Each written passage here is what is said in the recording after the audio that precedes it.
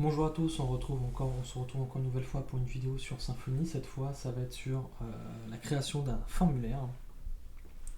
Alors, qu'est-ce qu'un formulaire? Il faut savoir que la gestion des formulaires avec Symfony se fait dans une classe. Alors, vous allez me dire, oui, mais comment ça, on gère un formulaire dans une classe? En fait, vous allez voir que, en fait, c'est un peu compliqué au début. On se dit pourquoi faire comme ça? Je trouve que c'est pas forcément évident. C'est peut-être plus simple de faire directement en HTML et de récupérer les données. Oui, mais en fait, voilà. Symfony, avec sa gestion de formulaire, il va faire énormément de traitements pour nous. Il va gérer à la fois la validation, l'hydratation d'un objet. C'est-à-dire qu'en fait, on prend un formulaire, on lui dit voilà, je lis ce formulaire à un objet, et quand je valide, et bien en fait, toutes les données que j'ai rentrées dans mon formulaire vont être stockées et vont hydrater les propriétés de notre objet. Donc ça, c'est tout plein de traitements qu'on a pu à gérer et que Symfony gère pour nous. Enfin, du moins le composant formulaire. Donc, ce qu'on va faire, c'est que dans un premier temps, on va générer notre formulaire. Donc là, j'ouvre un nouveau terminal et je vais faire donc un bin-console make form. Et je vais l'appeler post, puisqu'on travaille sur cette fameuse notion de post. Ok, donc là, il nous dit veuillez rentrer le nom de l'entité ou le nom d'un modèle, donc le nom d'une classe qu'on aurait créée en amont. Donc là, ce qu'on va mettre, c'est la fameuse entité post. Donc je mets post.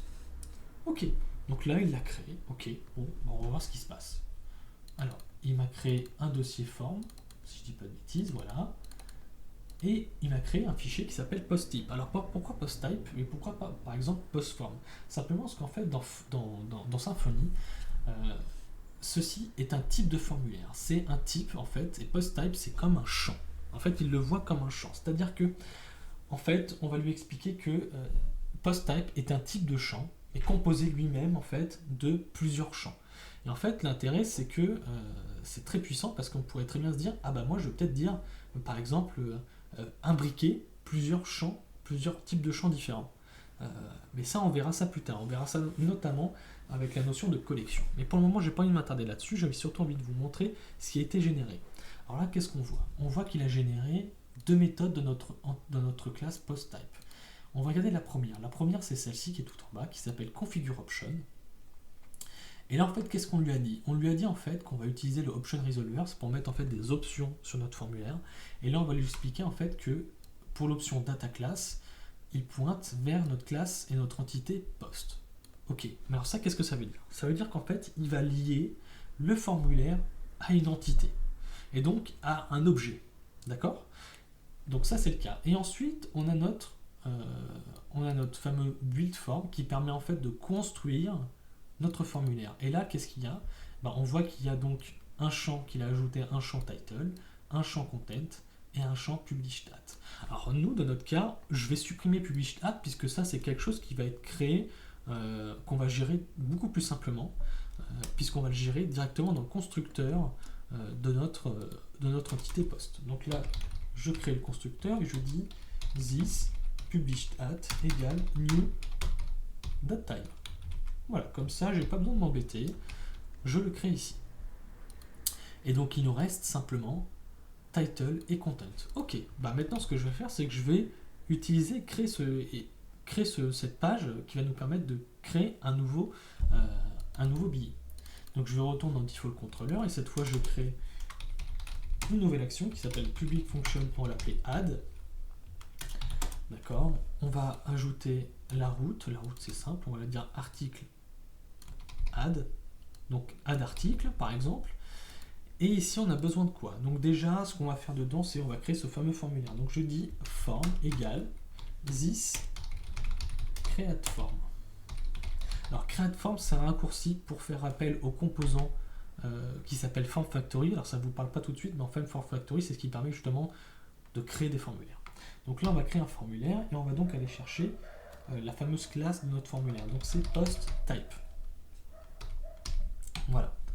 Et on va lui passer une donnée. Et la donnée qu'il attend lui c'est évidemment de type post. Donc ce que je vais faire ici, juste avant, je vais créer mon post. Je vais dire post égale new post. Et je vais lui passer, la passer là. Ok. Et en fait, derrière, qu'est-ce qu'on a besoin de faire? On a besoin de lui préciser, en fait, de lui dire que dans notre poste, dans notre formulaire, pardon, on veut hydrater les champs de notre formulaire une fois qu'on a soumis notre formulaire. Donc pour ça, ce qu'il faut, c'est injecter, et c'est là qu'on revient un petit peu sur l'injection de défendance, mais on veut injecter ce qu'on appelle request. Request, qu'est-ce que c'est? C'est le composant, comme je vous expliquais en tout début de la formation, ce fameux composant request, c'est la request qui est envoyée par le navigateur et qui va contenir en fait toutes les informations, c'est-à-dire toutes les informations du post. Et le post, qu'est-ce que c'est? Je ne parle pas du post article, je parle de la méthode de la méthode post en HTTP qui contient les informations de notre formulaire, toutes les données de notre formulaire. Donc là, j'appelle request et je vais dire form handle request. Et là, il attend évidemment un objet de type request. Ensuite, je vais dire, bah tiens, si le formulaire a été soumis et si notre formulaire est valide, alors ici, on fait un traitement.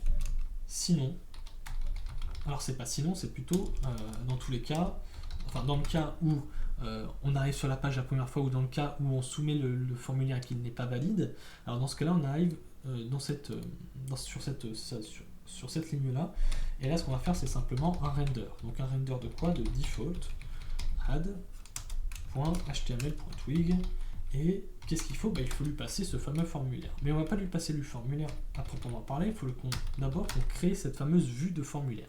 Alors qu'est-ce que c'est en fait? C'est que à la base ici, on récupère un objet de type form, d'accord? Pas form type, form, attention.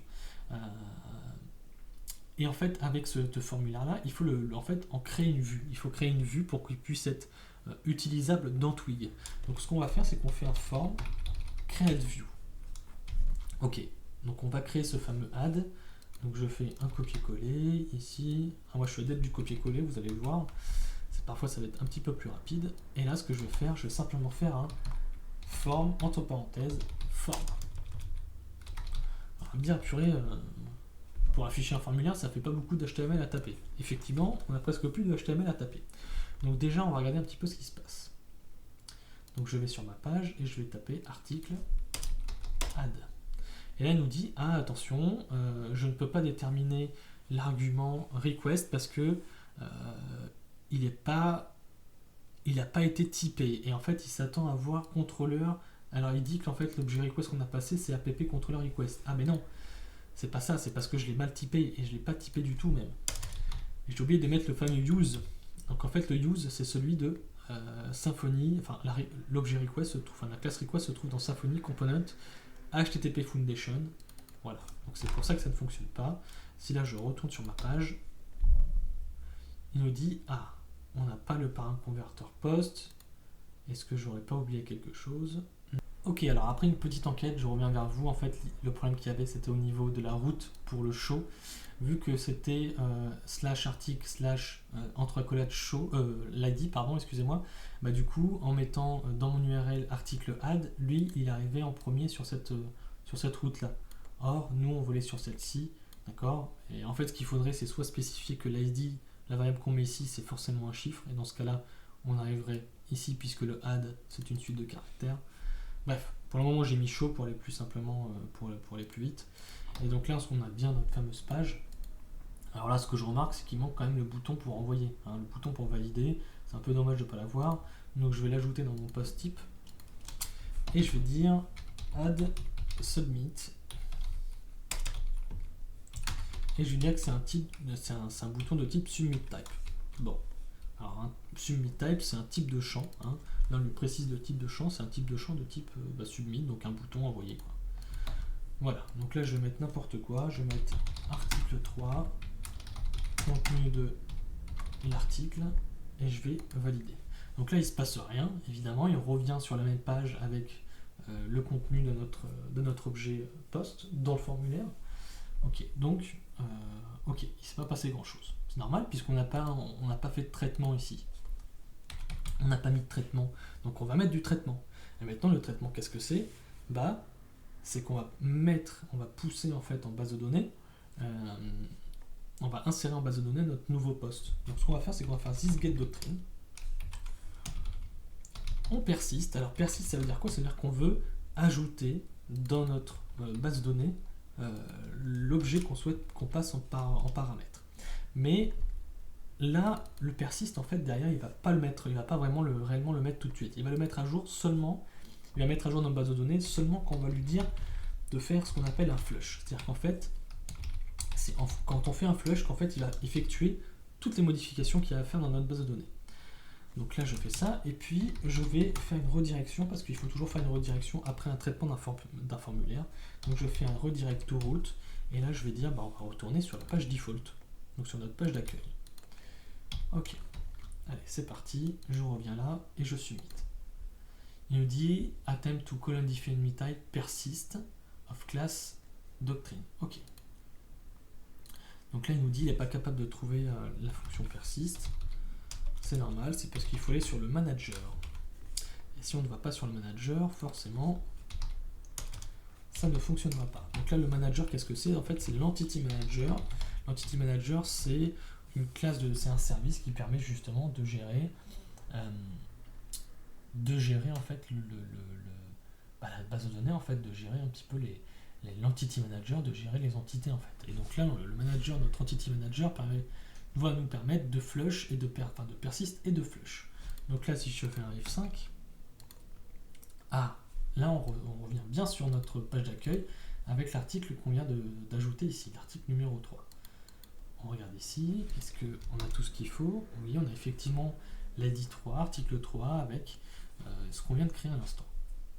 Donc voilà, là on a vu comment créer un formulaire. Alors, vous avez vu que c'était quand même assez rapide. On a généré notre formulaire avec le Maker Bundle. Il a automatiquement ajouté le data class ici pour lui dire que notre formulaire est lié à l'entité post. Il a ajouté directement les propriétés, en tout cas les champs dans notre formulaire qui sont liés en fait à notre entité post. Moi j'ai supprimé publish-stat parce qu'on n'en a pas besoin puisqu'on l'a créé directement ici, on l'hydrate directement d'un nouvel objet datetime dans le constructeur, ce qui est beaucoup plus simple à gérer. Et par contre, la seule chose que j'ai ajouté moi, c'est un bouton submit, d'accord, un bouton pour valider et envoyer. Et dans notre contrôleur, voilà ce qu'on a fait. Donc, ce qu'on fait, c'est que on crée un nouvel objet post. Ok, on instancie un objet post, on crée notre formulaire en disant, voilà, notre formulaire doit pointer vers post type. Okay. On lui passe notre objet post. Derrière, on fait ce qu'on appelle un handle request qui va permettre en fait de lier à notre formulaire la requête HTTP, d'accord, qu'on injecte dans l'argument de notre méthode. Et ça, en fait, cette étape-là, qu'est-ce qu'elle va faire? En fait, c'est qu'elle va aller, si évidemment le formulaire a été soumis, elle va aller hydrater les valeurs dans notre entité post, dans notre objet post qui se trouve ici, d'accord. Et après, je lui fais un petit test, je lui dis est-ce que le formulaire a été soumis, et est-ce qu'il est valide? Si oui à ces deux questions-là, alors je vais persister en base de données, c'est-à-dire que je vais lui dire voilà, mon objet post que j'ai créé juste avant, je veux l'ajouter en base de données, et écoutez, avec le flush, je vais mettre tout ça en place, je vais lancer la procédure. Et après, je fais une redirection, parce que, comme je l'expliquais juste avant, après la soumission, après le traitement d'un formulaire, on fait tout le temps une redirection. Parce que si je ne mets pas de redirection et que je retourne sur ma page, si je fais F5, il va ajouter autant d'articles que de F5, que de rafraîchissement de la page en fait. Et sinon, je fais un return this random, donc dans tous les cas, si c'est la première fois qu'on arrive sur la page ou si notre formulaire n'est pas valide, alors dans ce cas-là, il retourne sur la vue du formulaire. Voilà. J'espère que ça vous a permis de voir un petit peu mieux comment créer votre premier formulaire avec Symfony. C'est quand même assez simple avec les outils de base en utilisant le Maker, ça reste quand même assez abordable. N'hésitez pas à poser des questions en commentaire si vous avez des difficultés ou si vous avez des questions sur le sujet. Vous inquiétez pas, on va revenir sur la notion de formulaire un petit peu plus tard dans la formation, en allant un peu plus loin, en essayant de comprendre un petit peu ce qui va se passer vraiment derrière tout ça. Mais pour le moment, j'ai pas envie de vous embêter avec ça. Et les prochaines vidéos, on va surtout voir en fait la notion de service qui est vraiment prépondérante à l'utilisation de Symfony. On va reparler un petit peu de l'injection de dépendance, de ce qu'on appelle l'auto-wiring. C'est quoi? C'est-à-dire que l'auto-wiring, on a un petit exemple ici, c'est-à-dire que là, on type directement dans notre action et il est capable d'aller nous injecter directement cette fameuse request. On va aussi évidemment créer un service, et ce service, ça va être quoi? Ça va être un mailer qui va permettre d'envoyer un email à un utilisateur. Et justement pour ça, pour mettre en place cet exemple-là, on va créer un formulaire de contact. Voilà. J'espère que ça vous plaît, et en tout cas, je vous dis à très bientôt pour une nouvelle vidéo.